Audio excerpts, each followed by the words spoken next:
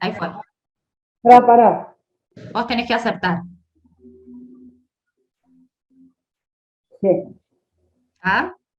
sí, Buenas tardes, Cacatí. Estamos acá con Silvia Paraguirre.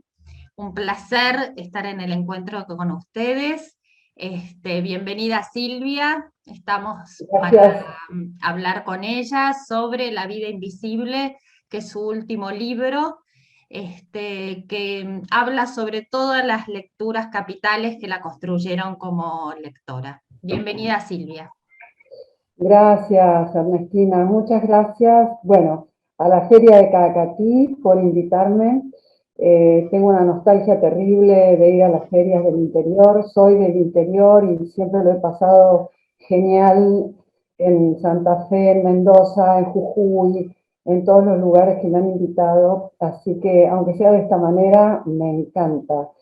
Y aparte, bueno, Corrientes, presentada por Ernestina, autora de Takurú, una novela que me fascinó, que me encantó, que trata de Corrientes precisamente, amigas, y me encanta estar con ella y con ustedes, y además, bueno, tierra de poetas, recordar, bueno, la feria recuerda a un poeta correntino, pero además me quiero acordar personalmente de un inmenso poeta que conocimos con Abelardo Castillo, mi marido, hace muchísimos años, que fue Coco Madariaga. Fue tan extraordinario conocerlo, tan extraordinaria su poesía, pero además tenía un costado muy particular, su amistad con Edgar Bailey, otro poeta de Buenos Aires, y las anécdotas juntos eran desopilantes, pero bueno, me gusta acordarme de Coco hoy, cuando empezamos. Bueno, empezar con Silvia, con Abelardo y Coco Madariaga, qué lujo, Cacati. Así que, Silvia, vos sabés que el lema de la feria es el exilio en el mundo, que toma al poeta David Martínez, que es un poeta de Cacatí, donde el exilio y la nostalgia atraviesa toda su obra, ¿no? Él va a hablar siempre de esa nostalgia de Cacatí. Te quería preguntar cómo se vincula para vos el exilio con la literatura. Bueno, el cine y literatura tienen una relación a veces buscada, pocas veces, muchas veces conflictiva, desde ya razones políticas. Si nos vamos acá cerca a nuestra historia argentina contemporánea, tenemos el caso de muchos escritores que tuvieron que irse en la dictadura, durante la dictadura militar. Pero para no entrar en temas tan contemporáneos, digamos, por ejemplo, me viene al caso un poeta latino erótico conocido por todos, Ovidio, a quien Augusto exilia a los confines del Imperio Romano por razones que nada tenían que ver con su actitud política o poética, porque era muy conocido y venerado, sino porque Ovidio sabía demasiado de las andanzas eróticas de la nieta de Augusto. Eso a Augusto no le gustó demasiado y lo envió de por vida. O sea que Ovidio, el gran poeta latino, muere muy lejos de Roma, en las orillas del Mar Negro. Pero digamos que exilio y literatura pueden vincularse también a la lengua. Hay autores como Joseph Conrad o como eh, Nabokov que se exiliaron al inglés, es decir, dejaron el polaco y el ruso, que son sus lenguas maternas de origen, y escribieron extraordinarias novelas y una literatura fabulosa en otra lengua. Precisamente Nabokov se prueba de ese exilio en Lolita, una novela que dio muchísimo que hablar en los años 50 por lo audaz, pero también es un tour de force de él, donde demuestra cómo puede manejarse un autor en una lengua que no es la propia, cuando la abraza con un cariño y una perfección maniática como la tenía Nabokov. Eh, Creo, por otro lado, que en un sentido metafórico, un escritor, pero esto lo dejamos para otro momento, ¿no? Que un escritor es siempre un exiliado en algún punto, porque cuando vos elegís la literatura, que fue mi elección de hace mucho tiempo, estás también un poco, si no condenado, que es una palabra muy fuerte y no es en mi caso, pero estás a un costado observando, ¿no? El escritor es el que observa, el que mira un poco vivir a los otros, y especula cómo eso que está observando, eso que le gusta, que lo hiere, que le preocupa, que le interesa, va a estar pasado a palabras, ¿no?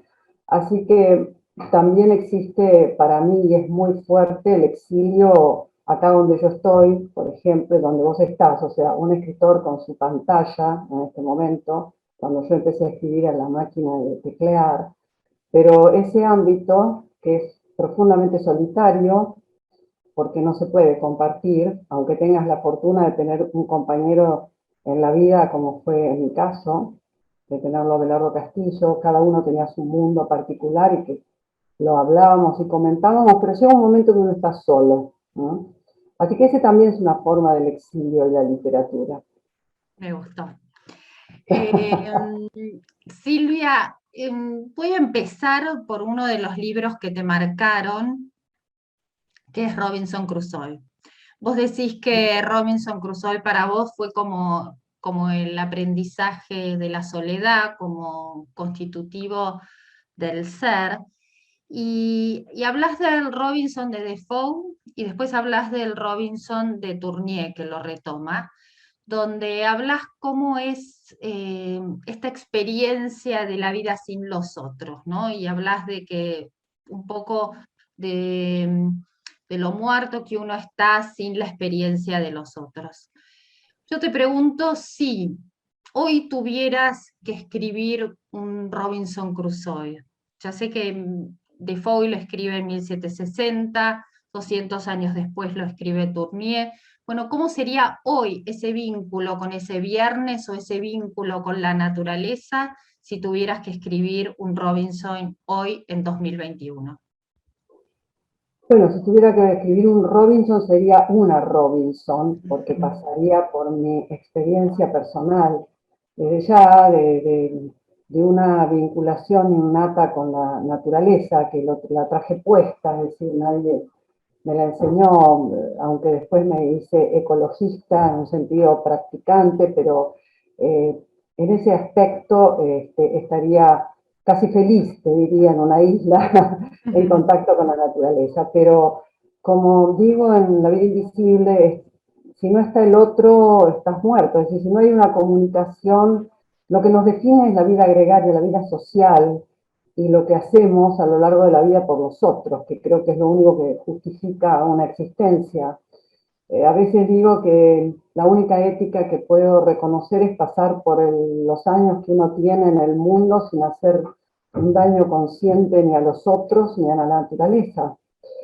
Pero también, digamos, ahora, de manera contemporánea, en este mundo hiper tecnológico e hiperconectado en que vivimos, se me presenta un Robinson no aislado o una Robinson, sino en medio de la multitud. Es decir, hay un cuento de Poe que fue famosísimo en el siglo XIX que se llama El hombre de la multitud, que es precisamente un hombre que está en medio de la muchedumbre en Londres, pero que está solo, con una soledad tremenda. El cuento es terrible de Poe porque es un hombre que está sentado en un café y ve pasar entre la multitud de las 7, 8 de la tarde de Piccadilly Circus, donde está circulando toda la gente, ve pasar un hombre solitario que va hacia donde van todos, ¿no? Con la corriente de las personas, y se decide a seguirlo, y se da cuenta que el hombre pasa toda la noche yendo a buscar el lugar donde hay gente. Es decir, cuando la gente del centro de Londres desaparece en sus casas, porque él se va al puerto, que es donde están descargando los obreros, y se mezcla, y cuando eso termina vuelve a la hora donde salen la gente que limpia las oficinas, y después vuelve otra vez a entregarse a la muchedumbre para no estar solo. Es decir, es el hombre de la multitud, que después también Baudelaire lo va a tomar en su poesía, ¿no? De manera impresionante, pero un poco es eso, es decir, estar tan conectados y al mismo tiempo solos. No es una novedad en absoluto lo que digo, sabemos que el teléfono y todo lo que sucede hoy con las redes tienen una incidencia inmediata en los otros, pero al mismo tiempo creo que se ha perdido calidad de comunicación. O sea, el progreso implica a veces sacrificios, digamos, de la civilización, entre comillas, y creo que uno de los grandes costos es esto, ¿no? La calidad en la comunicación con los otros, que a veces se reduce a un WhatsApp, a un me gusta, esa cosa tremenda, me gusta, no me gusta, donde los chicos jóvenes viven prácticamente. Pero bueno, o sea que no me cuesta imaginarme una Robinson practicando estos modos de comunicación, pero sola en la multitud. De las grandes ciudades, ¿no? Estoy hablando de lo urbano, justamente. Me gusta la idea de una Robinson, que no es menor No esa. hay una Robinson, tendría que haber una Robinson. Me gusta. Silvia, vos decís que cuando te pones a escribir, tomás siempre el consejo de Bradbury, que siempre dice lee poesía antes de ponerte a escribir.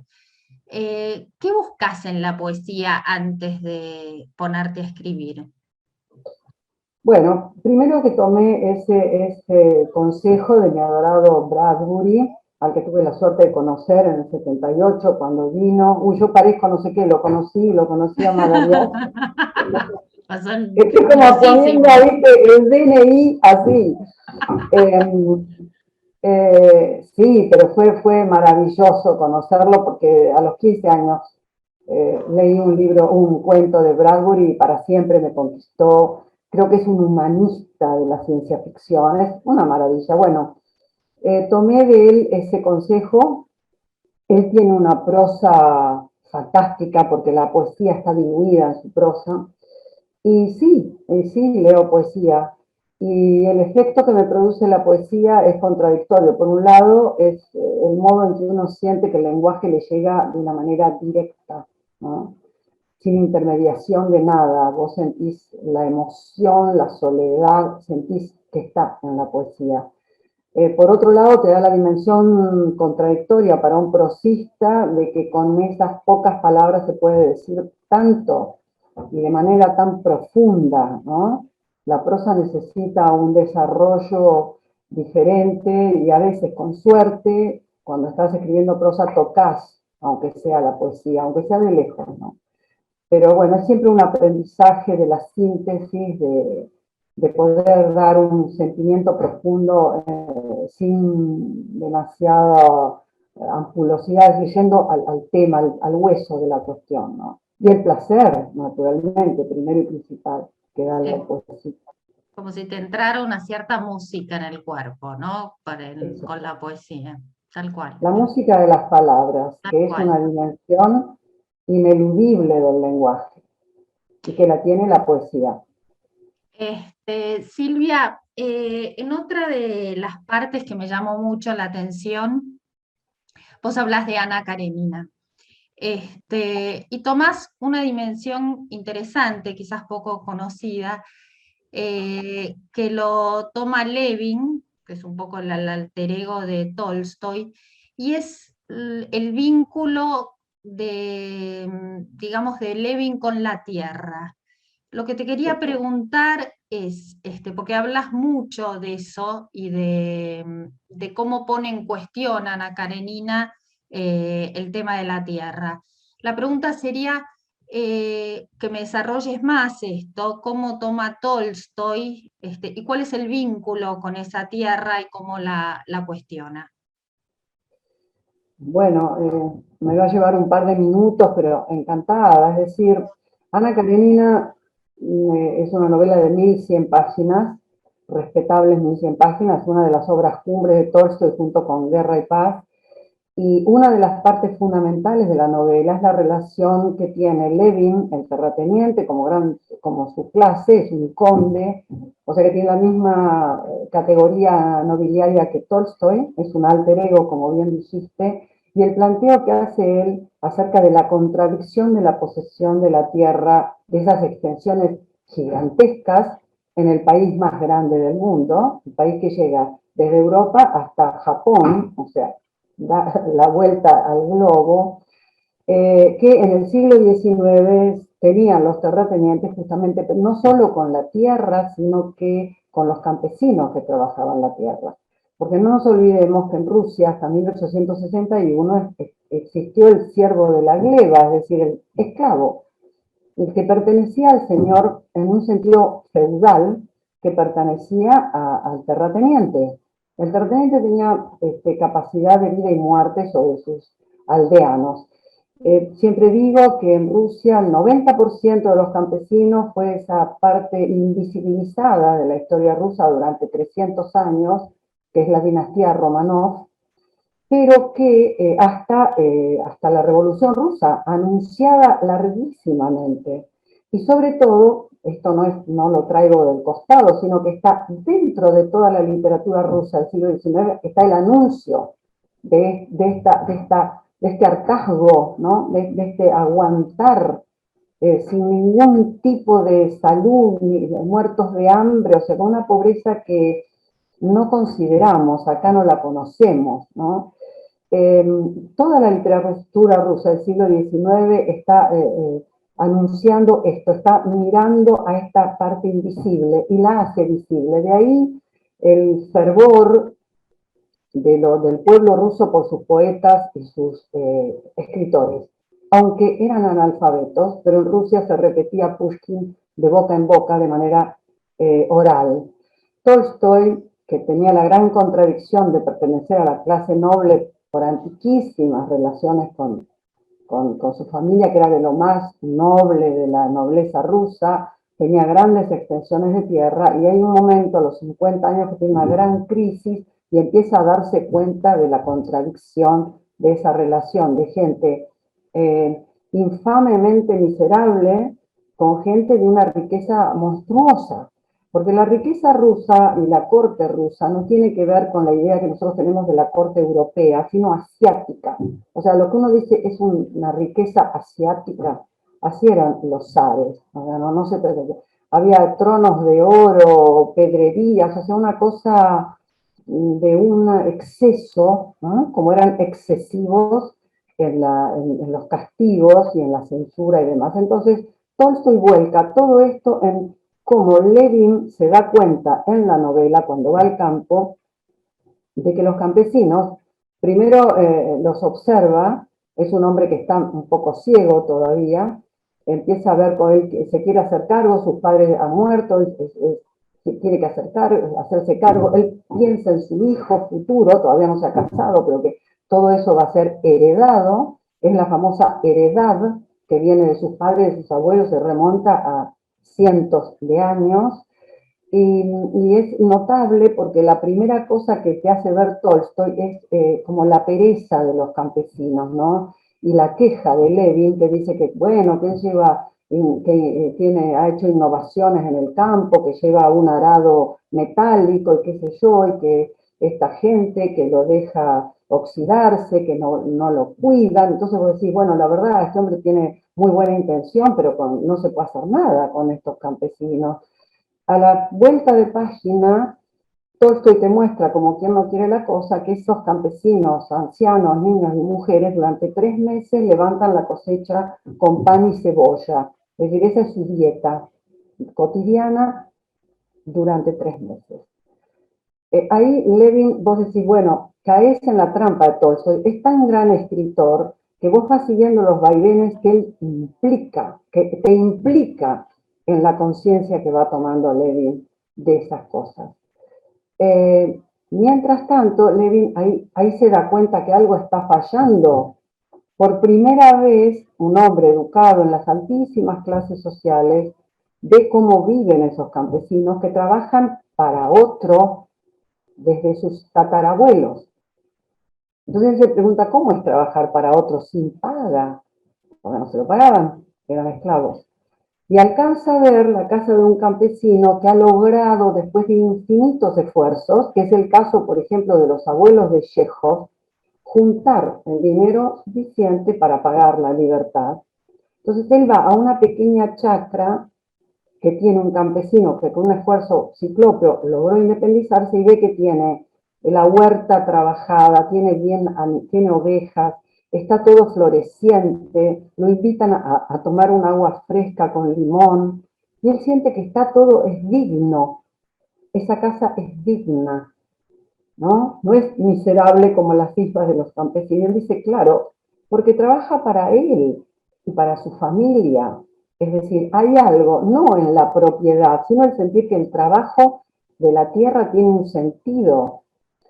Y él mismo se pregunta, ¿qué sentido puede encontrar una familia cuyos patrones, digamos, el ejemplo es de él, viven en Niza, en la Costa Azul, 40 años de su vida, llevando en Europa un tren de vida impresionante solo con lo que el administrador les manda, sin tener idea de qué pasa en sus tierras, de cómo los tratan, porque el maltrato físico era tremendo. Así que hacia el final de la novela, la revelación de Levin es que eso no va más. Es decir, esa situación no puede seguir. Esa situación se derrumba delante de los ojos de los propios terratenientes que no la ven porque los campesinos son invisibles para los rusos. Los mujiks no saben ni cómo viven, ni dónde, ni qué comen, chicos descalzos en pleno invierno, muertos de cualquier peste, a nadie les importaba absolutamente nada. Eso es lo que Tolstoy muestra, para escándalo, en Ana Karenina.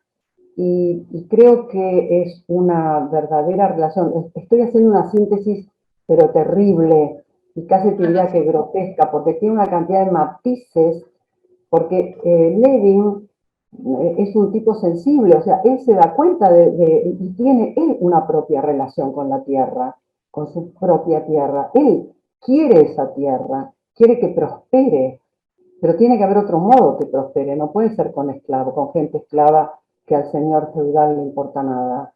Hablo de 1877 se escribió Ana Karenina, pero la relación entre el patrón y los trabajadores y los campesinos era como si fuera medieval, ¿no? Así que Bien, es realmente formidable. es interesante todo el planteo, digamos, de la cuestión de la tierra y cómo lo plantea, y que muchas cosas, muchas veces es tan difícil como de solucionar, ¿no? Y siguen en Exactamente, algunas él. zonas vigentes. Sí, sí, justamente. Bueno, la gran pregunta que se hace, ¿a quién le pertenece la tierra? ¿Al que la trabaja o al que está a 500, 1200 kilómetros y simplemente la posee por heredad? ¿No? Totalmente. Por eso la literatura rusa completa es un anuncio de lo que va a pasar en 1917. Claro, Tolstoy era pacifista, Tolstoy no quería ninguna revolución sangrienta, pero le está anunciando, como todos, como Chekhov, como Dostoyevsky. eh, Tolstoy es el creador de la no violencia. ¿No? Pocos saben que Gandhi le escribía cartas a sí, sí, Tolstoy pidiéndole también. consejo. Entonces, él no está por la revolución, pero le está anunciando al zar. Y los zares, los romanos de hacía mucho tiempo, tenían un lema que era hay que cambiar algo de arriba para abajo antes que aparezca el cambio de abajo para arriba. Y nunca hicieron nada. Entonces pasó lo largamente anunciado, ¿no? Bien. Silvia, te iba a preguntar, ¿hablas en La vida invisible de un Borges íntimo, de un Borges personal? Y por momentos decís, hay un Borges que me apacigua, que me gusta mucho, ¿no? Hay un Borges que, que lo llevas adentro de una manera particular. ¿Quién es Borges para vos? ¿O cuál es este Borges íntimo que llevas? Bueno, Borges está en mi vida como la de muchos lectores argentinos desde que fui al colegio secundario en Junín porque me dieron Fervor de Buenos Aires una profesora para leer poemas, que yo digo ahí que me incluyó Borges, sentí esa cercanía inexplicable que uno tiene con algunos poetas que habla unos más que otros, sentí una cercanía total, impensada, completamente acrítica, porque yo tenía 15 años, 16, y fue la puerta a su obra. A mí me ha acompañado Borges toda la vida, sí, me ha apaciguado en momentos de angustia, en momentos personales, en momentos del país, en momentos... Leerlo a Borges te pone en una dimensión de cierta abstracción, si querés, donde lo que valen son las ideas, los juegos, digamos, metafísicos y el fulgor que tiene la palabra de Borges, ¿no? Que es tanto placer dar de leer la prosa como la poesía de Borges. O a mí me pasa eso, que lo descubro, redescubro y lo redescubro. Anoche mismo me río a carcajadas de Pierre Menard, me sigo, me lo sé de memoria, y cada vez que lo leo, la enumeración de la obra de Pierre Menard por ese melifluo, ¿cómo se llama? Biógrafo, bueno, es desopilante, ni hablar de Historia Universal de la Infamia. A mí el humor me conquista y el humor de Borges es extraordinario. Lo tenía también personalmente porque tuve otra vez la fortuna de anotarme en literatura inglesa con él cuando la dio por última vez en el 68 en la facultad. Iba gente de todos lados, pero el humor de Borges era desopilante y lo hacía muy británico porque no se le movía un pelo, ¿viste? Se quedaba con la cara así, bueno, tampoco nos veía mucho, siempre estaba con la cara fija, pero algo que recuerdo siempre era que nos estaba dando, por ejemplo, el fragmento heroico de Finsburg. Estábamos viendo lo que él amaba, que eran las literaturas anglosajonas antiguas del siglo 7, 8. Entonces, para que no nos creyéramos que eran grandes ejércitos así, que se había quedado un fragmento del siglo 8, o sea, años 700, había quedado ponerle 20 versos de unos que atacan un castillo. Lo que él más le enloquecía era que el narrador decía, ¿qué son? ¿Los dragones que echan fuego? ¿Es la luna que se refleja? No, no, es la luna que se refleja en los escudos y en las espadas. Bueno, esas cosas le enloquecía. Pero después dijo, no, no, pero miren, no crean que son grandes ejércitos. Es como si se pelearan los de Temperley contra los de Loma de Zamora. Muy bueno. Traer, viste, la literatura del siglo VIII acá a Temperley era típico de Borges ese cruce. Eh, pero bueno, el Borges íntimo, lo conocí mucho a Borges, es decir, después de que fue mi profesor, lo vi, fui a su casa de Maipú, amigos míos como Jorge Monteleone también le tocó timbre una vez para escribir para un ensayo y lo hizo pasar y le terminó pidiendo que le escribiera, que le dictaba un prólogo, y estaba como loco, mi amigo Jorge. A cambio él lo invitó a comer comida china a la vuelta, lo vi en la biblioteca, lo vi, bueno, varias veces. A mí me fascinaba la humildad absoluta de Borges, que no era fingida como suele ser en algunos artistas, sino que era real, cabal. Era un tipo que quería el olvido. Sinceramente, eso de que él se sentía un impostor, que me conmueve, porque Borges sentía que sus padres lo querían demasiado, ¿no? Y que él cada cumpleaños que le hacían regalos le parecía inmerecido y que en algún momento se iban a dar cuenta que era un impostor. Sí. Un hombre profundamente solitario, hablando de Robinson, ¿no?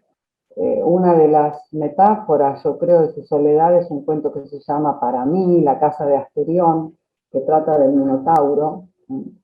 Que habla de la soledad del Minotauro, y hay una línea que dice el Minotauro, el caso es que soy único, ¿no? Que está solo, que una vez salió del laberinto y la gente tenía la cara chata como la palma de una mano y le dio impresión, el que tiene la cabeza de toro, digamos. Eh, o sea que el caso es que soy único, a mí me remite a Borges, ¿no? el caso es que soy único y estoy bastante solo, pero es una cuestión mía que no tiene que ver con su literatura, que es de una originalidad absoluta dentro de la vanguardia mundial, porque él empieza a escribir en los años 20, la época de las vanguardias europeas y la vanguardia latinoamericana, pero rápidamente se supo en todos lados de la originalidad de Borges. No hay un Acuerdo de género. ese Borges conmovedor, me lo acuerdo a Belardo recitando cuando veía la foto de Beatriz, Beatriz Viterbo, ¿te acordás? Como esa, Beatriz como que en Rivera, ese cuento, esa sí. frase, ese recuerdo, una cosa como muy conmovedora, muy, lo recuerdo en los talleres. No, y Es, aparte que, sí, sí, sí, te escucho.